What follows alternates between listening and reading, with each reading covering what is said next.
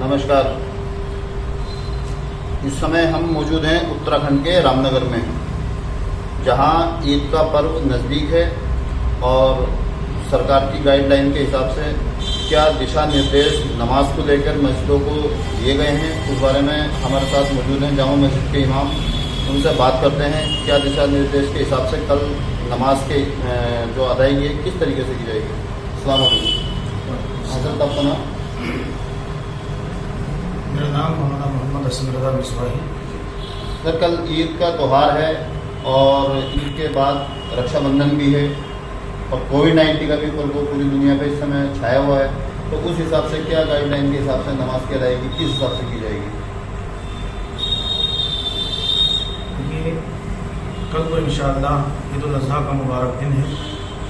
पहले तो मैं ईद उल अज़हा की मुबारकबाद पूरे आलम इस्लाम के लिए मैं पेश करता हूँ कि अल्लाह रब्बुल आलमीन इस मुबारक दिन को हम सब के लिए मुबारक फरमाए, बिलखुसूस हमारे शहर के लिए, हमारे वतन के लिए मुबारक फरमाए। ईद का जो मुबारक दिन है, उसके इस हसीन मौके पर एक मखसूस जानवर को मखसूस दिनों में अल्लाह रब्बुल आलमीन की रज़ा के लिए ज़िबह करना, ये ईद का मकसद है। और ये सुन्नत है हज़रत इब्राहीम अलैहिस्सलाम की मुबारक सुन्नत। अब रहा ईद उल अज़हा के इस मुबारक दिन के मौके पर, और ये कोरोना वायरस या महामारी तेज़ी के साथ में ये बीमारी फैल रही है, तो इस पर जो हमारी हुकूमत हिंद की तरफ से जो हिदायत जारी किए गए हैं वो यही हैं कि घर से बाहर हम तभी निकलें जब बहुत ज़रूरी काम है, और जब निकलें तो हमारे चेहरे पर मास्क लगा होना चाहिए और सोशल डिस्टेंसिंग का भरपूर तरीके से ख्याल रखना चाहिए।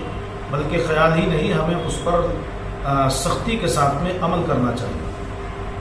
इसी तरह से हम अपने हाथों को बार बार धोते रहें ताकि ये बीमारी का असर हम तक ना पहुँचे।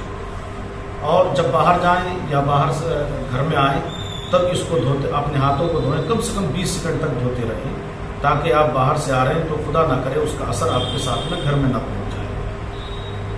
ये और इस मौके पर जैसे कल को बकरीद का दिन है, ईद उल अज़हा का दिन है, तो अब जानवरों की कुर्बानी भी होनी है। तो बड़े जानवरों के लिए जैसे हमारे शहर रामनगर के अंदर एक जगह मुतय्यन कर दी गई है, कुर्बान गाह बना दी गई है गैस गोदाम के पास में, ऊँट पड़ाव में। तो मेरी गुजारिश है रामनगर के तमाम ही इस्लामी भाइयों से कि जो भी हजरात अपने बड़े जानवरों की कुर्बानी करेंगे तो अपने जानवरों को वहाँ लेकर जाएं और वहाँ कुर्बान गाह में कुर्बानी करें। लेकिन वहाँ पर भी ये एहतियात अपने ऊपर लाजिम कर लें कि वहाँ पर भी भीड़ ना लगाएं, सोशल डिस्टेंसिंग का भरपूर सख्ती के साथ में वहाँ पर ख्याल रखा जाए, अमल किया जाए। दूसरी बात, जब वहाँ कुर्बानी होने के बाद घर को गोश्त आप लेकर के वापस जब आएँ तो पूरे पर्दे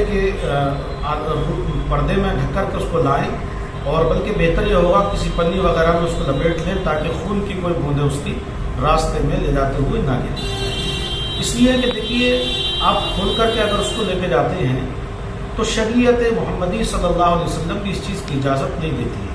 मज़हब इस्लाम इस चीज़ की इजाज़त नहीं देता कि जिस जानवर की हम कुर्बानी कर रहे हैं उसको इस तरह से खोल करके गोश्त को ले जाया जाए, इसलिए कि वो जानवर बड़ी इज्जत का हामिल हो जाता है। हुक्म शरा तो यह है कि उसके एक खून की बूंद भी बेअदबी की जगह या नाली में न फेंकी जाए, न हड्डी फेंकी जाए, बल्कि उसको दफन कर दिया जाए।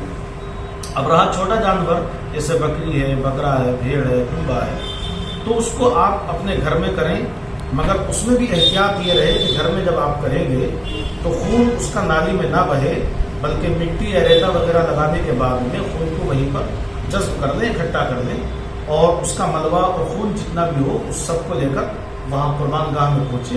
नगर पालिका की तरफ से बाकायदा उसके गड्ढे वहाँ खोद दिए गए हैं, वहाँ जाएँ, वो दफन कर दें, और कोई हड्डी या किसी तरह की कोई चीज़ रास्ते के अंदर न फेंकें। इसलिए कि ये ईद उल अज़हा का मुबारक दिन ईद का दिन है, खुशियाँ बांटने का दिन है, नफ़रतों को ख़त्म करने का दिन है। अब आप अगर गोश्त खुले में लेकर जाएंगे तो आप अपना ये मुबारक दिन मना रहे हैं ईद का, मगर किसी भाई को इसकी तकलीफ हो सकती है कि تو اسلام اس چیز کی اجازت نہیں دیتا کہ کسی دوسرے کو تکلیف دی جائے۔ سر کیا عید کی نماز کو لے کر اور سوشل ڈسٹینسنگ کا پالن کرنے کے بعد عید گاہ میں کتنے آدمی کو نماز پڑھنے کا کیا ہے؟ ہاں بہت اچھی بات آپ نے پوچھی۔ عیدگاہ کے اندر انشاءاللہ العزیز کل کو جو عید الاضحیٰ کی نماز ہوتی اس میں صرف 5 لوگ نماز پڑھیں گے۔ اس مہاماری کی وجہ سے جہاں 10,000-20,000 ہزار لوگ نماز پڑھتے تھے، اس مہاماری کی وجہ سے صرف 5 لوگ نماز ادا کریں گے اور انشاءاللہ وہ صبح میں 6 بجے ادا کریں گے۔ ٹائم نماز کا ٹائم صبح 6 بجے۔ ٹھیک ہے، یہ تھے ہمارے ساتھ رام نگر کے مولانا امام صاحب، اور تھوڑا سا اور جانکاری کرتے ہیں کل کے ٹائمنگ کے بارے میں۔ میں ایک بات اور اپنے اسلامی بھائیوں سے عرض کر دوں کہ کچھ ہمارے اسلامی بھائی یہ سوچ رہے ہیں کہ ہم نے عید کی نماز نہیں پڑھیں گے تو ہم کہیں گناہ گار نہ ہو جائیں۔ تو میں اس بات کو کلیئر کر دوں کہ آپ گناہ گار نہیں ہوں گے، بلکہ عیدگاہ میں یا کسی مسجد میں نماز عید جب ہو جائے تو اس کے بعد میں آپ اپنے گھر کے اندر 4 رکعت نفل نماز چاشت کے آپ پڑھ لیں اور سلام پھیرنے کے بعد میں 34 بار اللہ اکبر اللہ اکبر اللہ اکبر 34 بار پڑھ لیں۔ دل میں آپ کی نیت یہی ہے کہ ہم اگر یہ مہاماری نہ ہوتی تو عیدگاہ میں جا کے نماز جیسے پہلے پڑھتے تھے اب بھی پڑھتے، لیکن اس پریشانی اس بیماری کی وجہ سے آپ نہیں پڑھ سکے ہیں، تو انشاءاللہ العزیز آپ اپنے گھر میں اگر 4 رکعت نفل چاشت کے پڑھ لیں گے اور یہ 34 بار اللہ اکبر پڑھ لیں گے تو آپ کو انشاءاللہ ثواب عید کی نماز کا ہی